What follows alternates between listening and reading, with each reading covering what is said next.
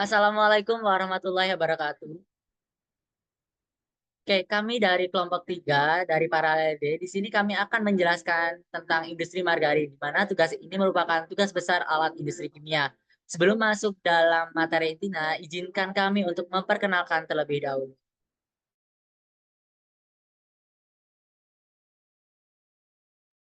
Perkenalkan, saya Michelle Aurel Lauvila dengan NPM 230310101171. Kan saya Dewi Astuni, MPM 230311101154. Perkenalkan, nama saya Naswa Chandra Dewi dengan NPM 230310101161. Perkenalkan, saya Cynthia Amanda Putriyanti dengan NPM 2301111014.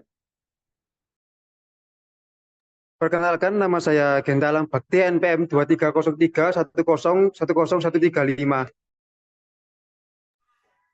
Perkenalkan, nama aku Atika Ruli Salama, NPM 230310101159. Perkenalkan, nama aku Mansur Firmansa dengan NPM 23031010143.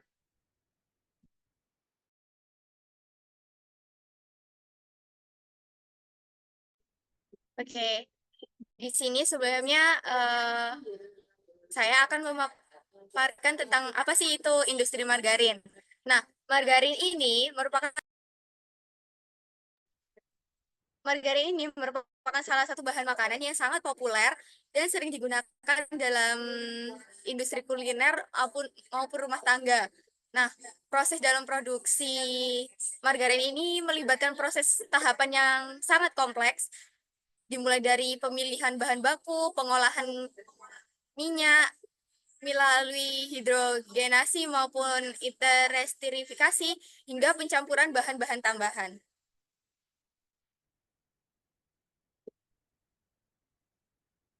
Nah, untuk di industri margarin ini bahan baku yang digunakan yaitu fat blend, di mana ini merupakan raw material dari proses pressing hingga proses hidrogenasi.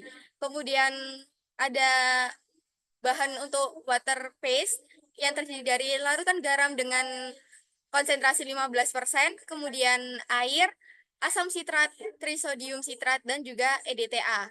Selanjutnya, terdapat juga bahan emulsifier yang berupa lecithin soya liquid dan distilled monoglycerida unsat.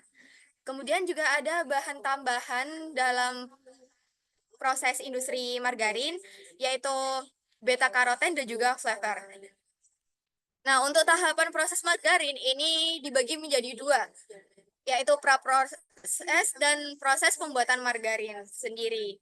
Untuk praproses pembuatan margarin ini terdiri dari persiapan bahan baku, pembuatan butter paste, dan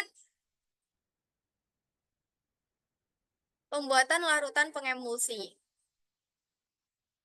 Untuk persiapan bahan baku, fat blend ini disiapkan dengan konsentrasi tertentu yang terdiri dari beberapa minyak, di antaranya RBDPO, RBDST, RBDHPO, dan RBDCNO.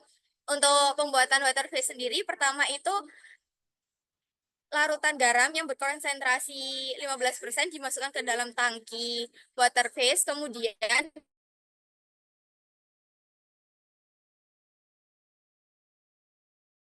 untuk mengurangi kadar atau konsentrasi garam yang dibuat oleh operator garam.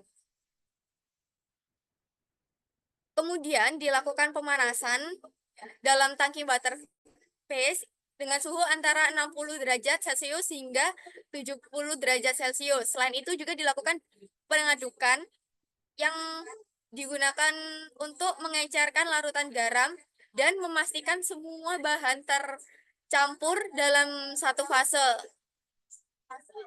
yang secara baik sebelum ditambahkan pengemulsi. Nah, selanjutnya itu ada pembuatan larutan pengemulsi sendiri. di mana fat blend untuk proses produksi ini ditambahkan ke dalam tangki pengemulsi untuk melarutkan bahan pengemulsi. Kemudian lecithin soya liquid dan distil monogliserida unsat yang diatur konsentrasinya ditambahkan ke dalam tangki pengemulsi atau tangki emulsi untuk membuat larutan emulsi. Kemudian di dalam tangki emulsifier ini dilakukan pemanusan hingga suhu 75 derajat Celcius untuk melarutkan bahan-bahan pengemulsi dengan fat blend, serta dilakukan pengadukan dengan bantuan agitator untuk mempercepat proses pelarutan tersebut.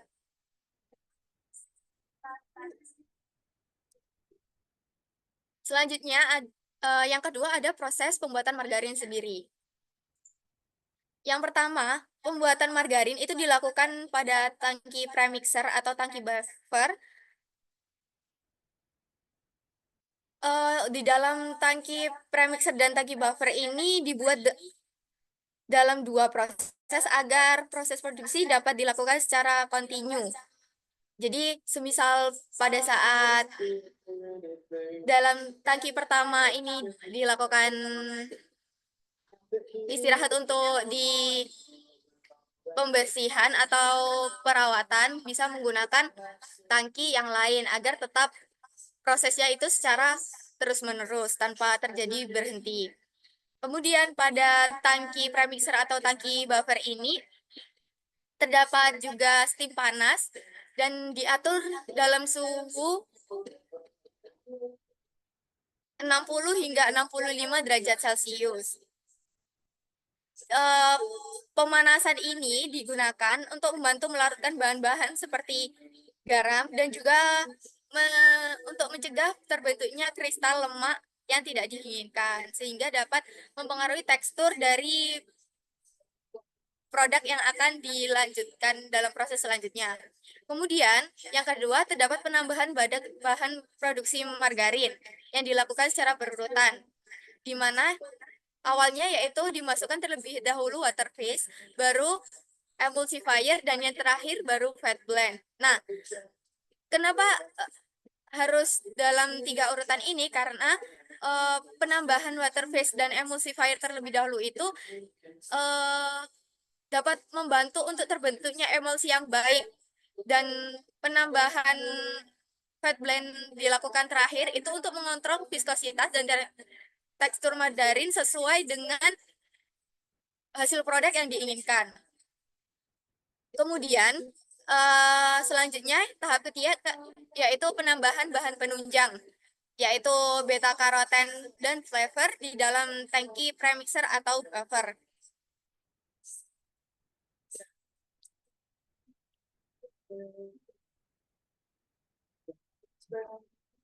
Selanjutnya yaitu setelah dilakukan bahan tambahan atau bahan penunjang itu, di mana beta karoten ini ditambahkan untuk menjadikan warna kuning, produk itu berwarna kuning, dan flavor itu memberikan aroma yang khas untuk margarin yang dihasilkan. Nah, setelah itu hasil dari produk ini dari tangki premixer, margarin ini dipompa ke high pressure pump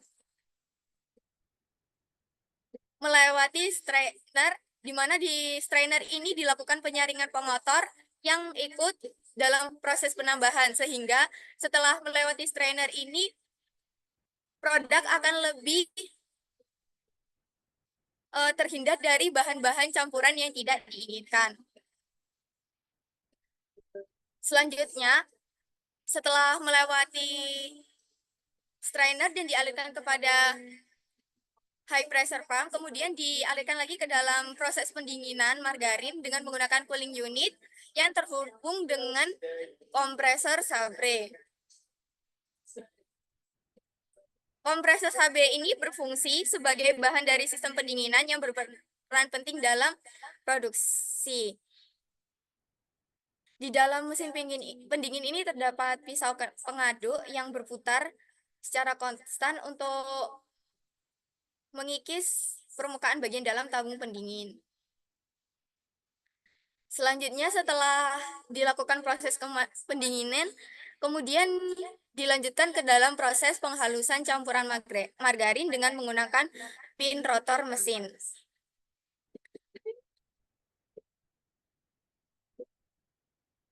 Untuk proses penghalusan dengan mesin pin rotor ini bertujuan untuk menghasilkan tekstur yang lebih halus lagi sesuai dengan produk akhir yang diinginkan.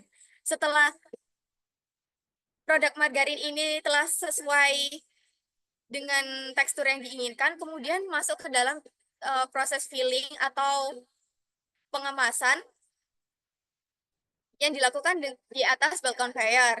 Kemudian apabila proses di dalam proses filling ini dilakukan secara otomatis dan terdapat metal detektor sebelum dikemas lebih lanjut dalam kemasan besar seperti kardus. Dan kemudian akan dilanjutkan ke tahap-tahap pengemasan selanjutnya.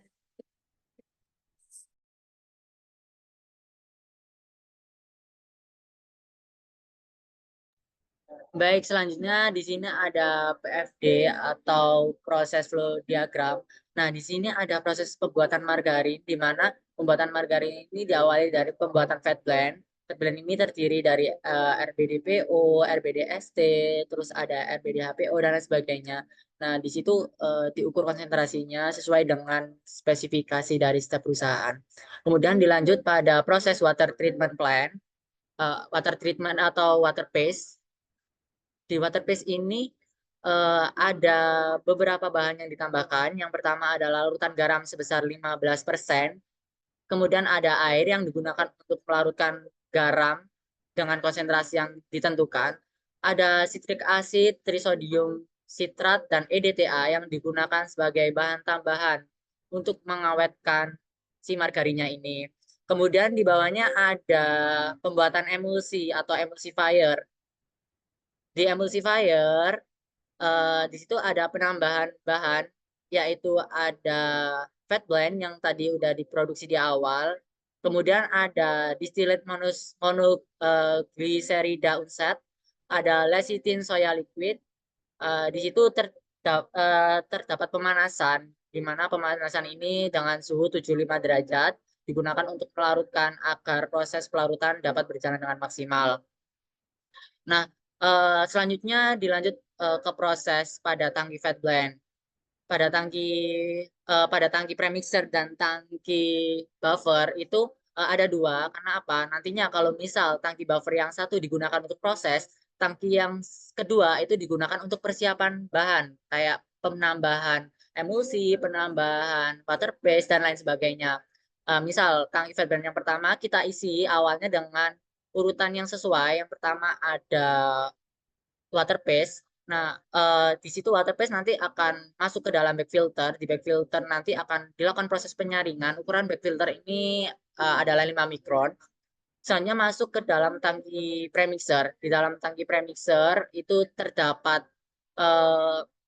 agitator yang dimana sebagai motor penggerak dari pengadukan. Kemudian dari dari water paste dilanjut dengan proses penambahan emulsifier. Emulsifier digunakan untuk mengemulsi bahan water paste dengan fat blend. Tujuannya agar nantinya water paste dan fat blend dapat lebih stabil ketika proses pencampuran. Dan yang terakhir ditambahkan dengan fat blending. Setelah proses pencampuran, bahan ditambahkan dengan beta karoten yang digunakan sebagai pewarna makanan, pewarna warna kuning. Kemudian ada flavor yang memberikan aroma khas dari margarin. Di tangki premixer atau buffer, di situ ada proses pemanasan margarin, yaitu sekitar 60 hingga 65 derajat Celcius. Setelah itu proses dilanjutkan ke high pressure pump, yang dimana sebelum masuk high pressure pump, bahan atau produk ini disaring menggunakan strainer, karena nantinya kan tadi udah dilakukan penambahan bahan-bahan dan dikhawatirkan pada proses penambahan bahan itu terikut kontaminan-kontaminan yang tidak diinginkan seperti kayak ada serabut atau sebagainya. Terus dipompa menuju high pressure pump. Nah, di sini high pressure pump ini bertujuan untuk mendorong produk agar dapat terdorong ke bagian produksinya. Kemudian lanjut ke bagian proses cooling unit atau mesin pendingin. Di mesin pendingin ini dilengkapi dengan kayak spiral, pengadukan spiral atau pisau. Di situ tujuannya untuk menghaluskan bahan-bahan yang menghaluskan margarin yang akan diproduksi. Nah, di cooling unit ini disambung dengan kompresor sabro. Nah, kompresor sabro ini sebagai alat yang digunakan untuk mendinginkan cooling unit ini. Nah, dari proses pendinginan dilanjut dengan proses masuk kepada mesin pin rotor. Nah, di mesin pin rotor ini margarin akan jauh lebih halus karena pada cooling unit margarin itu sedikit kasar.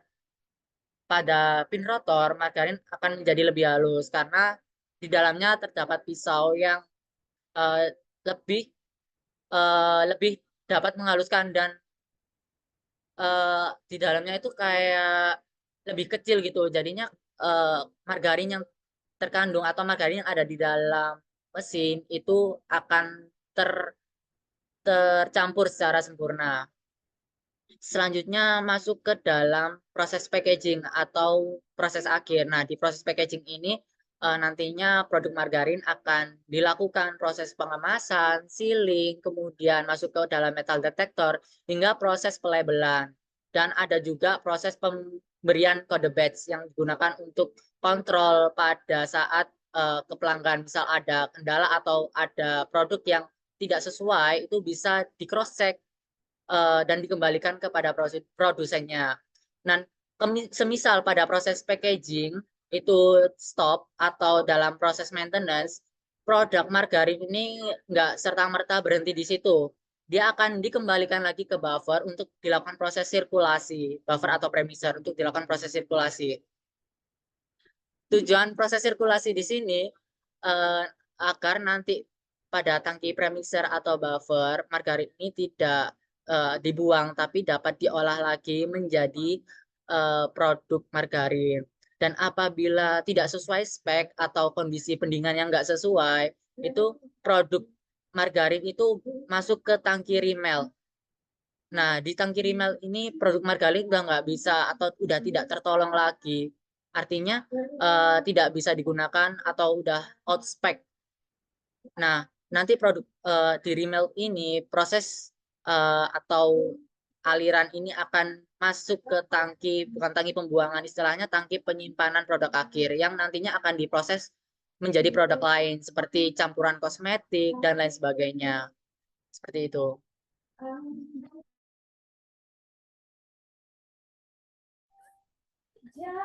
Kemudian di sini saya akan menjelaskan mengenai prinsip kerja alat-alat dalam industri margarin. Yang pertama ada high pressure pump. High pressure pump ini prinsip kerjanya dimulai dengan menerima energi mekanik dari motor. Nah, motor ini tuh bisa berupa motor listrik atau mesin lainnya untuk memberikan tenaga untuk menggerakkan pompa. Kemudian energi mekanik yang diterima ini digunakan untuk menggerakkan piston atau plunger dalam silinder pompa. Piston ini bergerak maju dan mundur dalam ruangan yang kecil. Kemudian ketika piston ini bergerak ke dalam, volume yang ada dalam ruang silinder ini itu berkurang sehingga terjadi peningkatan tekanan pada cairan yang berada di dalam ruangan tersebut. Nah, pompa high pressure ini dilengkapi dengan katup masuk dan katup keluar. Proses ini tuh terus-menerus berulang menghasilkan aliran fluida yang stabil dan kontinu. Kemudian ada tangki reaktor. Tangki reaktor di sini berfungsi untuk wadah untuk melakukan reaksi kimia. Yang pertama, reaktan masuk ke dalam tangki melalui saluran masuk. Laju aliran dalam reaktan ini diatur untuk memastikan jumlah yang tepat masuk ke dalam reaktor. Kemudian di dalam tangki ini, reaktan mengalami reaksi kimia. Proses ini tuh bisa berlangsung secara kontinu, di mana reaktan ini terus-menerus masuk dan ada produk yang keluar juga. Untuk menjaga kondisi reaksi yang optimal, suhu dan konsentrasi di dalam tangki ini juga harus dikontrol. Pengaduk yang ada di dalam tangki ini berfungsi untuk memastikan pencampuran reaktan ini secara merata. Setelah reaksi ini selesai, produk dikeluarkan dari tangki melalui saluran keluar. Selanjutnya ada cooling water. Nah, cooling water di sini beroperasi dalam sistem sirkulasi tertutup, di mana air dingin ini mengalir melalui pipa dan menyerap panas dari proses kimia yang berlangsung. Ketika cooling water ini mengalir melalui area yang menghasilkan panas seperti reaktor kimia, panas berpindah dari fluida panas ke cooling water yang lebih dingin. Nah, prinsip ini tuh didasarkan pada hukum termodinamika, di mana panas ini selalu berpindah dari suhu yang lebih tinggi ke suhu yang lebih rendah. Setelah menyerap panas, cooling water ini tuh kembali ke unit pendingin, di mana itu memerlukan proses pendinginan yang lebih lanjut. Nah, udara dingin ini dapat dibantu dengan kipas untuk meningkatkan aliran udara untuk mempercepat proses pendinginan. Kemudian ada pin rotor. Pin rotor ini terdiri dari rotor berputar dengan pin atau bilah yang menonjol. Ketika rotor ini berputar, pin-pin yang menonjol akan memotong dan mengaduk bahan yang ada di dalam wadah. Gerakan ini tuh menciptakan aliran turbulen yang meningkatkan interaksi antar komponen seperti minyak dan lemak. Selama proses pencampuran juga, suhu dapat diatur dengan mengontrol laju aliran dan kecepatan rotor. Kecepatan putaran rotor itu dapat disesuaikan dengan kebutuhan juga. Dalam produksi margarin, kontrol suhu dan kecepatan pencampuran itu sangat penting karena mempengaruhi proses kristalisasi dari lemak. Kemudian ada kompresor Sabroe. Proses ini tuh dimulai dengan gas refrigeran bertekanan rendah yang ditarik ke dalam kompresor melalui katup masuk. Di dalam kompresor ini, gas refrigeran ini dipadatkan oleh piston atau rotor. Setelah mencapai tekanan tinggi, gas refrigeran ini bertekanan dan bersuhu tinggi dipindahkan ke kondensor. Di sini gas akan melepaskan panas ke lingkungan sekitarnya. Saat gas refrigeran ini melepaskan panas, yaitu mulai mendingin dan berubah menjadi cairan. Proses kondensasi ini terjadi di dalam kondensor. Kemudian cairan refrigeran mengalir ke evaporator. Di dalam evaporator ini, cairan ini menyerap panas dari lingkungan. Saat cairan refrigeran menyerap panas, ia berubah kembali menjadi gas. Proses ini mengakibatkan pendinginan lingkungan sekitar sehingga suhu turun sesuai yang diinginkan. Kemudian gas refrigeran yang telah kembali ke bentuk gas, kemudian ditarik kembali kompresor melalui katup masuk dan siklus dimulai lagi.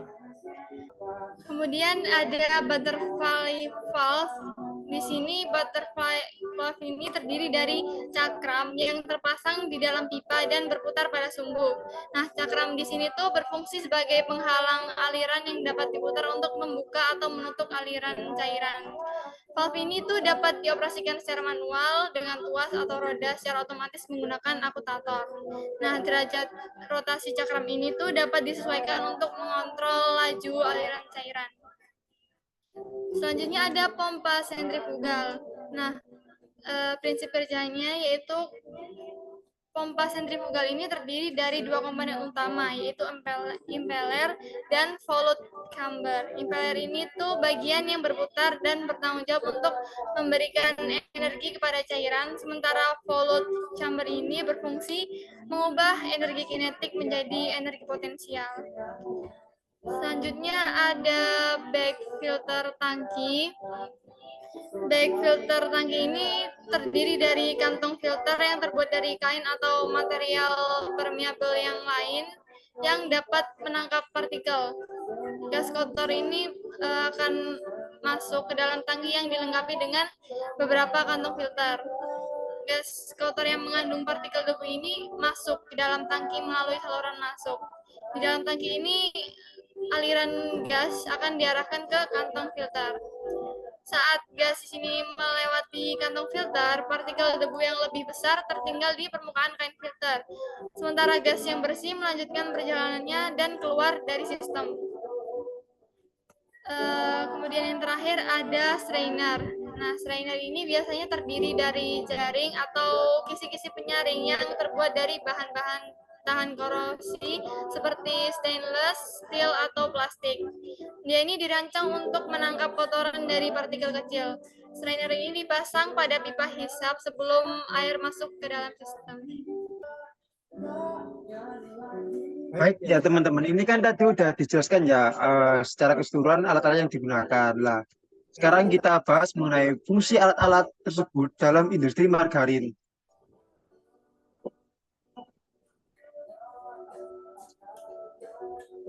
Nah, yang pertama ini ada tangki reaktor ya. Tadi kan kita jelasin bahwa sejatinya tangki reaktor adalah tangki yang digunakan untuk mereaksikan suatu bahan. Nah, di industri margarin, di sini kita memakai 5 tangki. Yang pertama ada tangki water pass. Tangki ini berfungsi untuk melarutkan garam dan air yang dibutuhkan dalam proses pembuatan margarin. Kemudian ada tangki emulsi ya. Tangki ini fungsinya untuk mengemulsikan lemak dan air yang telah dicampur dengan garam pada proses produksi. Kemudian ada tangki premixer. Tangki ini berfungsi untuk mencampurkan kondimen hasil emulsi dengan kondimen lain seperti tepung dan beta karoten yang merupakan bahan baku pembuatan margarin. Kemudian juga ada tangki buffer. Tangki ini berfungsi untuk menyimpan hasil dari pencampuran emulsi dan bahan kondimen lainnya sebelum ke proses selanjutnya. Kemudian ada tangki remek yang berfungsi untuk memberikan hasil dari proses pembuatan margarin sebelum akhirnya dilakukan proses pengemasan produk margarin atau filling.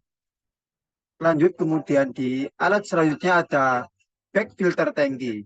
Tangki back filter ini dalam industri margarin digunakan untuk menyaring hasil dari pencampuran tangki water pass yang nantinya akan menjadi sebagai campuran dalam pembuatan margarin. Selanjutnya ada pin rotor. Dalam industri margarin, pin rotor bertanggung jawab membantu rotor berputar dengan stabil di dalam mesin sehingga memungkinkan pencampuran bahan secara merata, membantu mendapatkan tekstur dan kualitas margarin yang diinginkan. Kemudian ada cooling unit atau cooling water. Di industri margarin, cooling unit berfungsi untuk mengontrol alat-alat yang digunakan seperti reaktor, high pressure pump, dan alat-alat lainnya agar tidak mengalami overheat sehingga tidak mengganggu proses produksi. Kemudian ada high pressure pump, di mana high pressure pump berfungsi untuk memompa hasil dari tangki buffer yang telah disaring atau filter dengan strainer menuju ke tahap selanjutnya. High pressure pump juga membantu dalam menyalurkan zat-zat lainnya dari tangki lain ke tangki selanjutnya dan dari hasilnya ke proses selanjutnya. Kemudian ada butterfly valve yang dia sendiri berfungsi sebagai pengontrol aliran bahan seperti minyak, air, atau campuran lainnya di sepanjang jalur produksi. Katup ini memungkinkan untuk membuka, menutup, atau mengatur aliran bahan secara cepat dan efisien.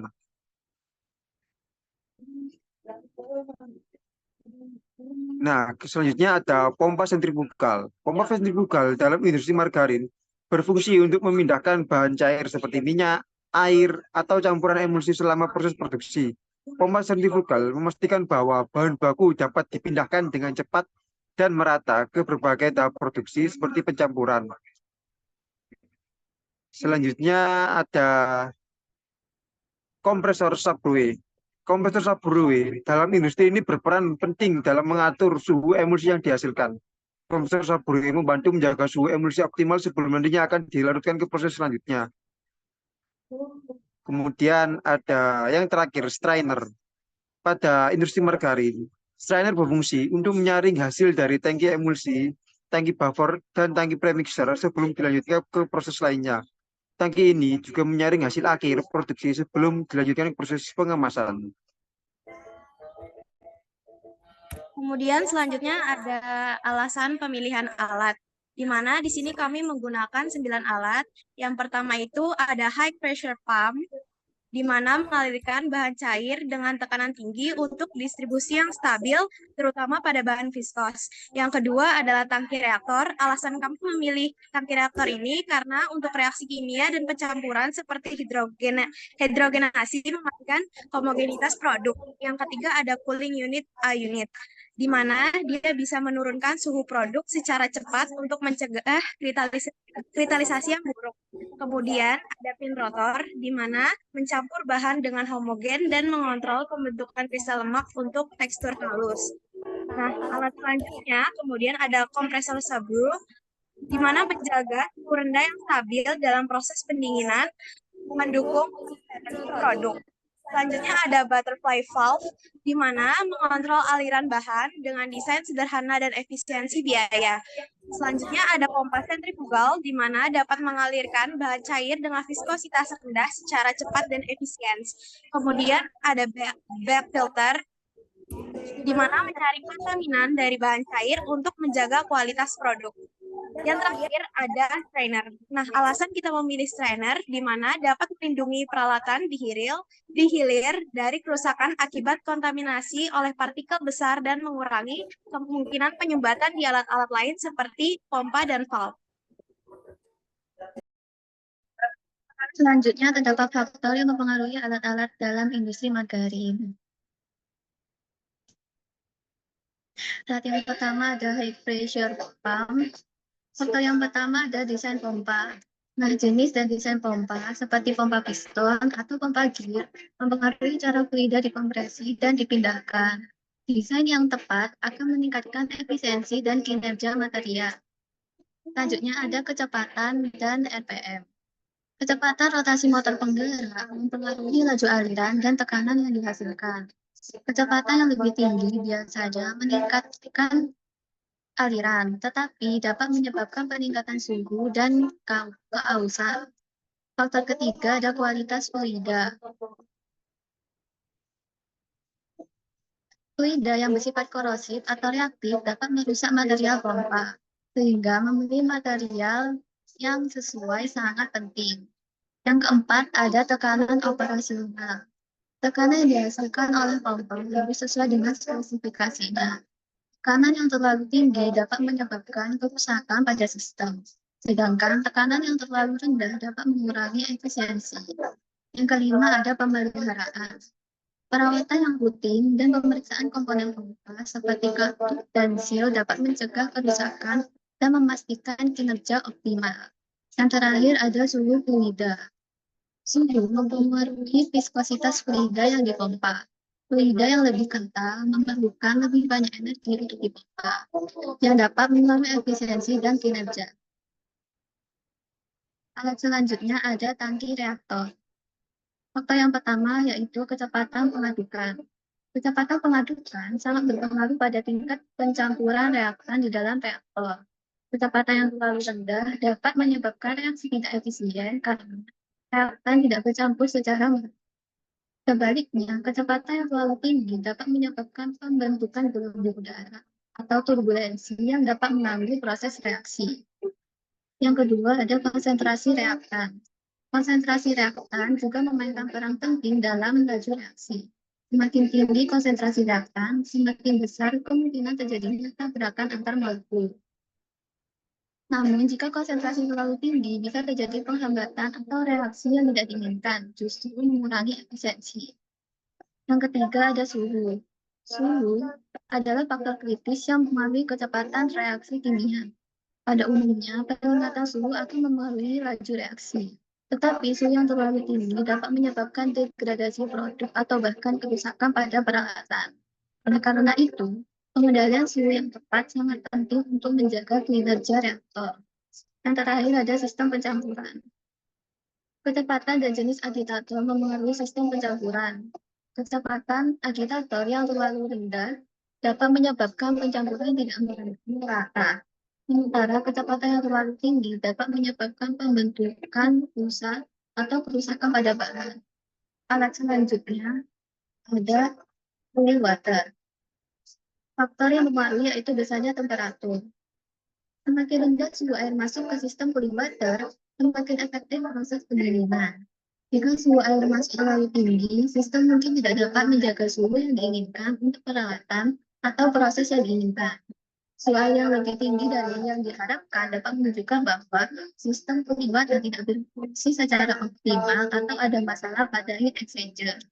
Faktor kedua adalah laju aliran massa cooling water.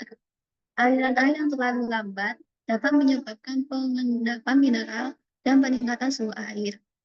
Di sisi lain, aliran yang terlalu cepat bisa menyebabkan erosi pada pipa atau komponen lain. Alat selanjutnya ada pin rotor. Faktor pertama yaitu kapasitas. Pin rotor yang dipaksa bekerja di luar kapasitas beban yang dirancang dapat menyebabkan deformasi atau kerusakan yang menurunkan efisiensi dan umur rotor. Faktor kedua ada suhu operasional. Suhu tinggi yang berlebihan pada pin rotor dapat menyebabkan deformasi atau perubahan sifat material yang akan menurunkan daya tahan dan efisiensinya. Yang ketiga ada material bahan. Material yang digunakan dalam pembuatan rotor dan komponen mesin harus tahan aus dan korosi. Kualitas material yang buruk dapat mengurangi umur pakai dan efisiensi motor. Yang terakhir ada viskositas bahan.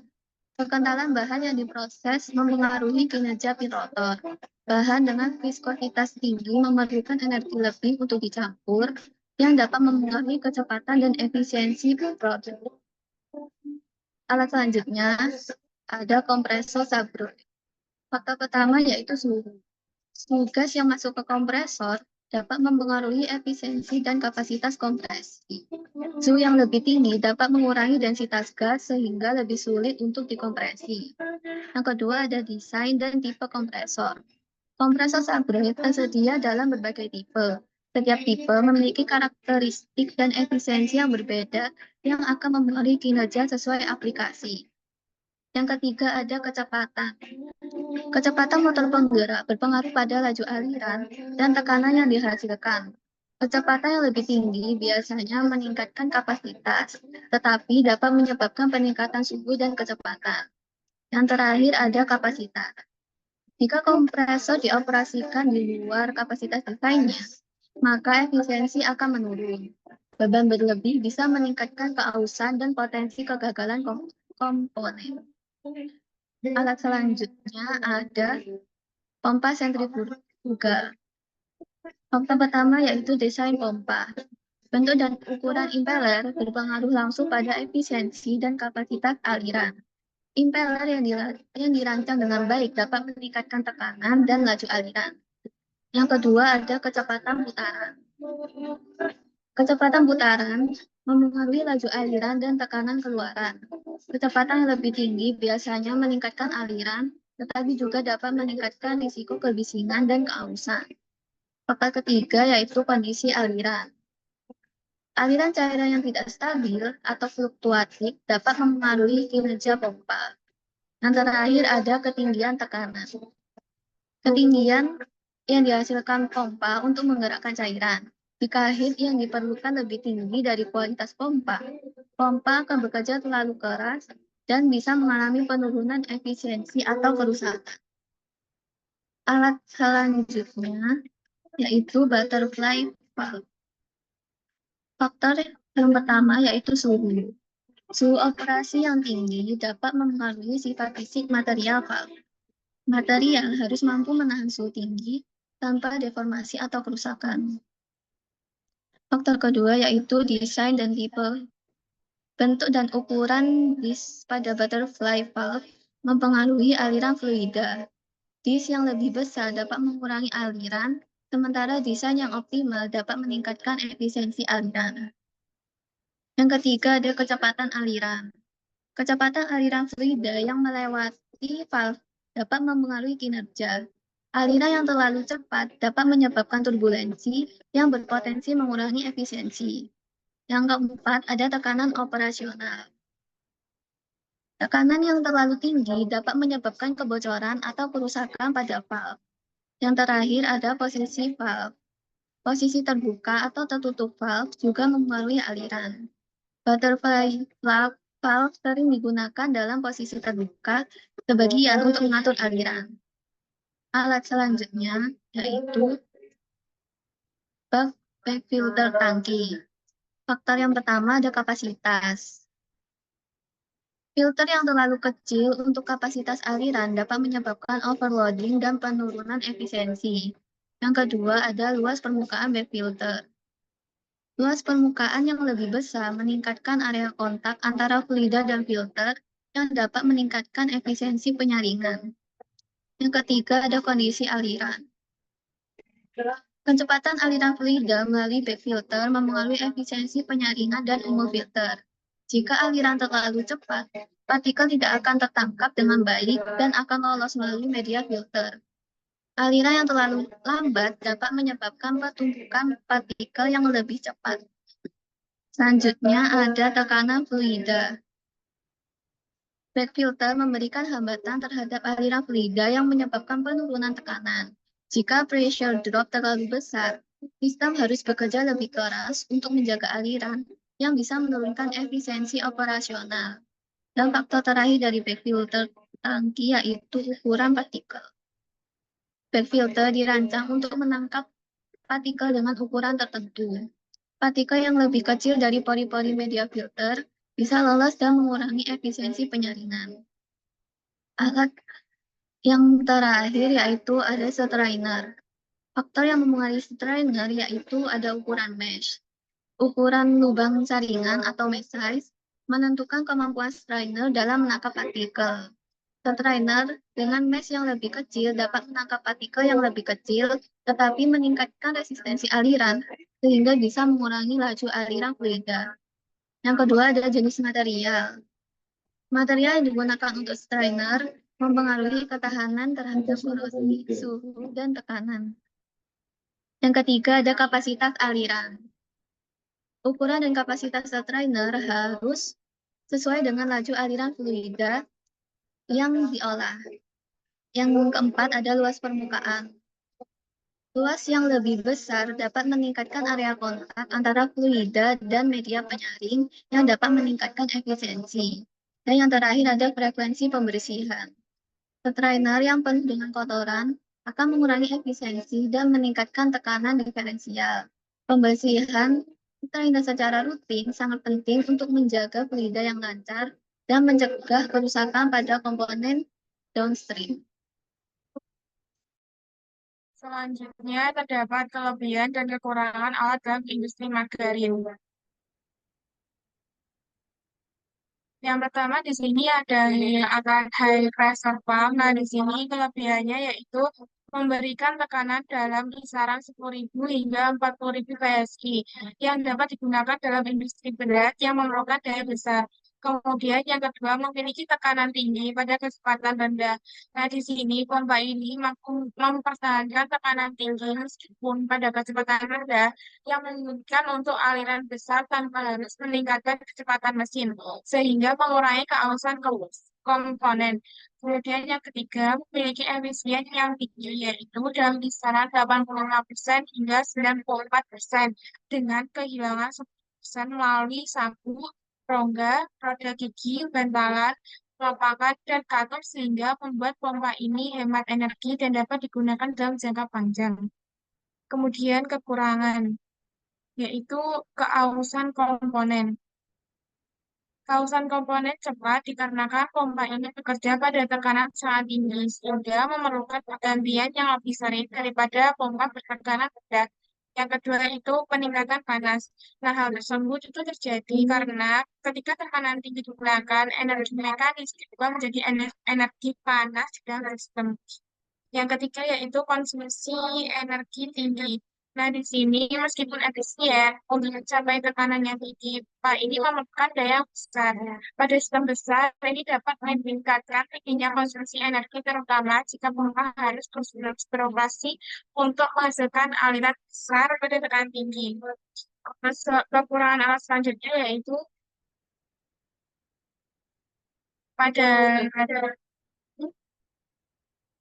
pada tangki reaktor, yaitu kelebihannya mudah dalam pengontrolan temperatur. Nah, jadi tangki reaktor ini beroperasi pada kondisi tunas sehingga mudah dalam pengontrolan temperatur. Yang kedua yaitu meminimalkan biaya pemisahan dan pemurnian sehingga layak secara ekonomi.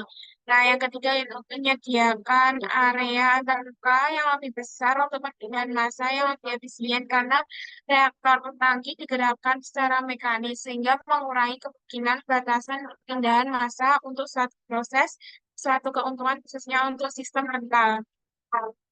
Kemudian kekurangan yaitu memiliki nilai konversi yang rendah, persatuan unit volume, dan membutuhkan volume yang besar untuk mendapatkan konversi yang diinginkan.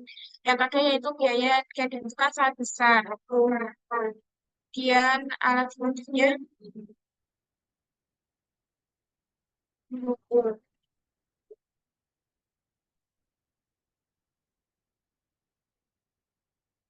untuk selanjutnya itu cooling reaktor unit. Nah, di sini cooling unit, cooling reaktor unit memiliki kelebihan yang pertama yaitu efisiensi energi.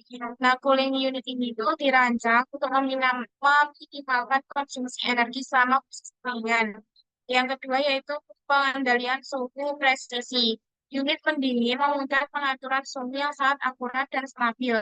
Hal tersebut penting dalam proses produksi margarin di mana suhu yang tepat diperlukan untuk mencapai konsistensi dan kualitas produk yang diinginkan. Kelebihan yang ketiga yaitu fleksibilitas operasional.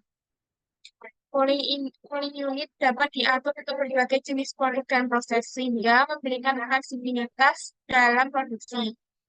Nah, kekurangan dari alat ini yaitu kompleksitas sistem. Nah, sistem pendingin ini dapat menjadi kompleks dengan berbagai komponen yang saling terkait seperti kompresor, kondensor, dan operator. Kerumitan ini dapat menyulitkan pemantauan dan penanganan masalah yang muncul. Kekurangan kedua yaitu keterbatasan kapasitas. Nah, setiap cooling unit memiliki kapasitas pendinginan tertentu. Jika perpindahan produksi ini spesifikas, unit ini mungkin tidak dapat menangani volume tambahan tanpa penyesuaian atau peningkatan kapasitas. Kekurangan yang tiga yaitu risiko kebocoran. Potensi kebocoran refrigeran yang dapat mengakibatkan kerugian energi dan berbahaya bagi kesehatan manusia dan lingkungan sekitar. Kemudian alat selanjutnya, pin rotor. Nah, di sini pin rotor mempunyai kelebihan yaitu memiliki kinerja tinggi dan efisiensi. Pin rotor sangat efisien, terutama dalam membuka bidak kental. Kelebihan kedua yaitu kemudahan operasi. Dengan desainnya sederhana, pin rotor memiliki sedikit bagian yang bergerak, yang mengurangi kemungkinan kerusakan dan memudahkan pemeliharaan. Nah, kelebihan ketiga yaitu versatilitas. Nah, di sini pin rotor dapat menangani berbagai viskositas, sehingga dapat digunakan dalam berbagai industri. Pin rotor juga memiliki kekurangan, yaitu tidak dapat memproses input padat. Salah satu kelemahan signifikan dari pin rotor pumps adalah ketidakmampuannya untuk menangani bahan padat. Jika ada benda keras yang masuk, pompa dapat mengalami kerusakan atau kehilangan efisiensi. Kemudian kekurangan yang kedua yaitu skalabilitas terbatas. Meskipun efisien, pin rotor memiliki batasan ukuran yang dapat membatasi aliran maksimum yang dapat dihasilkan. Kekurangan yang tiga yaitu koherensitas tetap. Dalam pin rotor, jarak antara rotor dalam dan luar dapat mempengaruhi efisiensi. Jika jarak terlalu besar, maka dapat menyebabkan kebocoran fluida dan mengurangi efisiensi volumetrik. Kemudian alat selanjutnya, kompresor sabu. Nah, di sini alat tersebut memiliki kelebihan yang pertama efisiensi energi. Nah, alat ini itu dirancang untuk memiliki koefisien performa yang tinggi, yang berkontribusi pada penghemat energi dan biaya operasional, sehingga ideal untuk aplikasi industri yang memerlukan pengoperasian dalam jangka waktu lama. Kelebihan yang kedua yaitu memberikan performa yang konstan. Nah, alat ini dirancang untuk bertahan dalam kondisi operasional yang keras, memberikan performa yang konsisten, dan mengurangi risiko downtime yang tidak direncanakan. Kelebihan yang tiga yaitu memiliki desain modular. Nah, desain modular ini memungkinkan perawatan dan penggantian komponen. Hal ini memungkinkan untuk penyesuaian atau perbaikan tanpa perlu mengganti seluruh unit, sehingga menghemat biaya dan waktu. Alat ini juga memiliki kekurangan, yaitu menghasilkan suara yang lebih keras selama operasi. Hal tersebut dapat menyebabkan masalah di lingkungan di mana kebisingan harus dijaga. Yang kedua yaitu sistem kompresor sabun seringkali lebih kompleks. Jadi alat ini memerlukan pemahaman teknik yang lebih mendalam untuk instalasi dan pemeliharaan. Dalam menggunakan alat ini memerlukan pelatihan tambahan atau dukungan teknis untuk memastikan operasi yang efisien dan efektif. Alat selanjutnya yaitu butter pump. Nah, di sini alat ini memiliki kelebihan yang pertama yaitu lebih mudah dan cepat untuk membuka dan menutup. Yang kedua yaitu torsi buka tutup kecil karena pelabuhan pada kedua sisi poros yang berputar pada dasarnya sama satu sama lain di bawah aksi medium dan arah torsi perlawanan sehingga lebih mudah untuk membuka dan menutup. Kelebihan ketiga yaitu memiliki kontrol tekanan yang sangat baik. Kartu ini mengalami penurunan tekanan minimal selama pengoperasian sebelum cairan memberikan energi dengan cepat setelah meninggalkan kartu. Kelebihan selanjutnya itu cepat dan efisien. Nah, hanya sekitar 9 derajat memungkinkan penyegelan cuman saat pengaktifan yang memberikan kontrol aliran yang lebih akurat dengan upaya minimal untuk meningkatkan dan mematikan kartu. Alat ini juga memiliki kekurangan yaitu fragmentasi dan aliran sumber. Nah, saat kartu dalam posisi terbuka, kartu tidak menyediakan port lengkap karena adanya cakram. Hal tersebut menyebabkan penumpukan kotoran berlebihan di sekitar kartu dalam aplikasi tertentu. Nah, kekurangannya kedua yaitu korosi cairan kental. Cairan kental dan korosi ini cenderung menipis cakram kartu selama pengoperasian yang dapat menyebabkan kerusakan cakram dengan cepat dan hilangnya tekanan penyegelan. Kurang yang ketiga yaitu tidak ada pembatasan tekanan tinggi. Nah, kartu memiliki bahan yang dibatasi antara 30 sampai 80 derajat, sehingga efisien aplikasi batas tekanan rendah.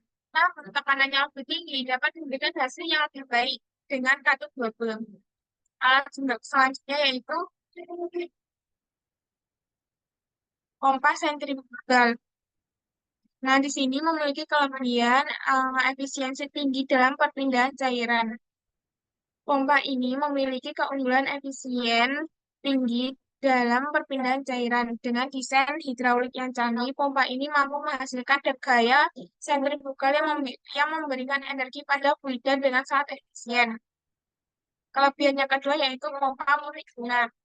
Pompa ini dapat digunakan dalam berbagai industri dan aplikasi, sehingga cocok untuk berbagai tugas perpindahan cairan dan kemampuannya yang dapat diaplikasikan dalam berbagai industri. Pompa sentrifugal menjadi pilihan yang tepat untuk memenuhi kebutuhan perpindahan cairan. Kelebihan yang ketiga yaitu kemampuan menangani tekanan yang beragam. Pompa ini mampu menangani tekanan rendah dan tekanan tinggi dengan baik. Kemudian kekurangan alat ini yaitu kemampuan terbatas dalam menangani cairan kental. Pompa ini dirancang khusus untuk mengatasi cairan dengan viskositas rendah hingga sedang. Namun, ketika viskositas cairan meningkat, pompa ini mengalami penurunan efisiensi. Kekurangannya kedua yaitu sistem kontrol agak fit. Seringkali pompa sentrifugal suka sistem kontrol yang fit untuk memantau dan meningkatkan kinerjanya. Kekurangan yang ketiga yaitu sensitivitas terhadap kavitasi. Nah, kavitasi ini terjadi ketika tekanan dalam pompa turun di bawah tekanan pump cairan sehingga menyebabkan pembentukan dan runtuhnya gelembung kuat. Selanjutnya,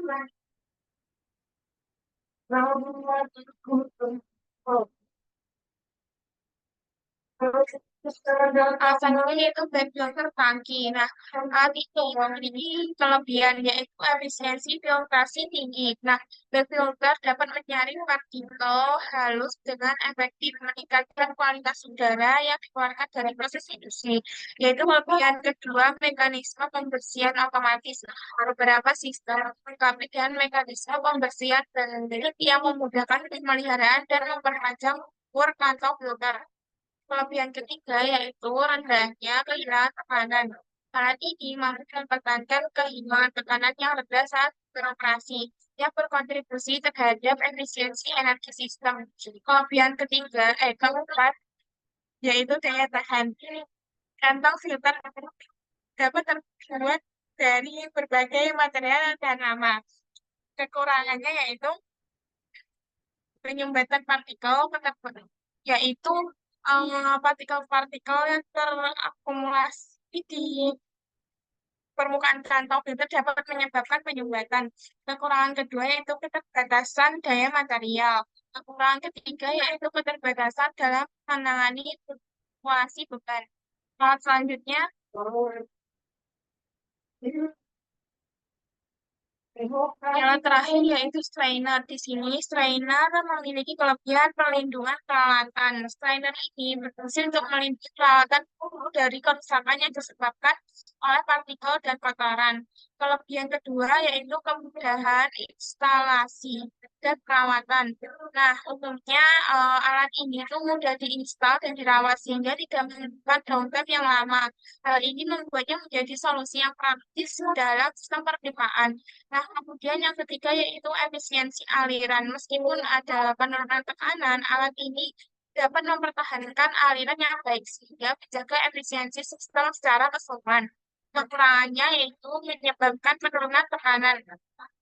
Nah, adanya alat ini dalam jalur aliran itu dapat menyebabkan penurunan tekanan. Jika strainer tidak dibersihkan secara teratur, penurunan tekanan ini dapat meningkat yang mempengaruhi efisiensi sistem. Kekurangan yang kedua yaitu potensi penyumbatan. Jika tidak dibersihkan atau digantikan secara berkala, strainer dapat tersumbat oleh debu. Kemudian kekurangan ketiga yaitu efektivitas terbatas untuk partikel kecil. Nah, umumnya lebih efektif untuk menggunakan partikel besar dan mungkin tidak mampu menyaring partikel halus atau kontaminan terlarut. Kekurangan keempat yaitu memerlukan lebih banyak uang dalam sistem penerbitan. Hal tersebut tergantung pada desain dan ukuran. Strainer memerlukan lebih banyak uang dalam sistem penerbitan. Hal ini perlu dipertimbangkan dalam perencanaan sistem. Sebagai penutup pemaparan kita hari ini, secara menyeluruh proses pembuatan margarin mulai dari pemilihan bahan baku hingga pemilihan alat. Proses ini melibatkan serangkaian tahapan kimia dan fisika yang kompleks, yang semuanya dirancang untuk menghasilkan produk dengan tekstur, rasa, dan kualitas yang konsisten. Yang kita harap informasi yang telah disampaikan dapat menambah wawasan dan pemahaman kita tentang bagaimana margarin yang sehari-hari kita gunakan itu diproses. Sebagai penutup, izinkan saya menyampaikan sebuah kata mutiara. Kesuksesan ini mirip dengan margarin, dibentuk melalui kerja keras, kemauan, dan kesabaran untuk melalui proses yang tidak sederhana.